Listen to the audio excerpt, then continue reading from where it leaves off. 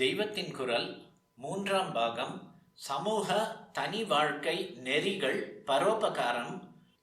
உடல் உழைப்பாலேயே ஆண்மை. ஷரீர உழைப்பால் தேக சக்தியை விருத்தி செய்து கொண்டு பௌருஷம் பெறுவதே மனசின் பௌருஷத்துக்கும் காரணமாக ஆகும். இப்போது பேப்பரை படித்துவிட்டு காரசாரமாக வாய் வார்த்தையில் அக்கிரமங்களை கண்டிக்கிறோமே தவிர, நிஜமான ஆண்மையோடு நம் தர்மத்தை காப்பாற்றுவதற்காக உயிரை வேண்டுமானாலும் கொடுப்பது என்று காரியத்தில் இறங்குகிற தீரம் போய்விட்டிருக்கிறது. இப்படி ஒரு பக்கம் ஸ்திரீகள் புருஷர்களாகி கொண்டு வரும் போதே, இன்னொரு பக்கம் புருஷர்களுக்கு ஸ்திரீத்துவம் விருத்தியாகி வருகிறது.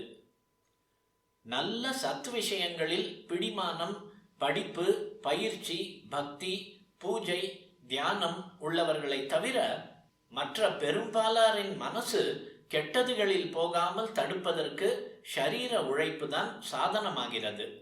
நாற்காலியில் உட்கார்ந்து கொண்டு ஏதோ எழுதுகிறோம், யோஜனை பண்ணுகிறோம் என்றால் அப்போதும் மனஸ் அது பாட்டுக்கு அவ்வப்போது இதை விட்டு விட்டு ஓடிக்கொண்டுதான் இருக்கும். அதுவே ஷரீரத்தால் காரியம் செய்கிறோம் என்றால் அப்போது அப்படிப்பட்ட காரியத்திலேயே மனஸ் அதிகம் ஈடுபட்டு விடுகிறது. அதனால் கண்ட கண்ட நினைப்புகளுக்கு ஓடாமல் இருக்கிறது.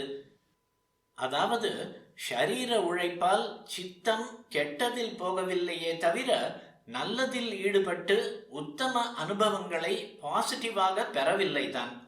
ஆனால் முதலில் இந்த நெகட்டிவ் ஸ்டெப்பில் அடி வைத்துத்தான் பாசிட்டிவுக்கு போயாக வேண்டியிருக்கிறது.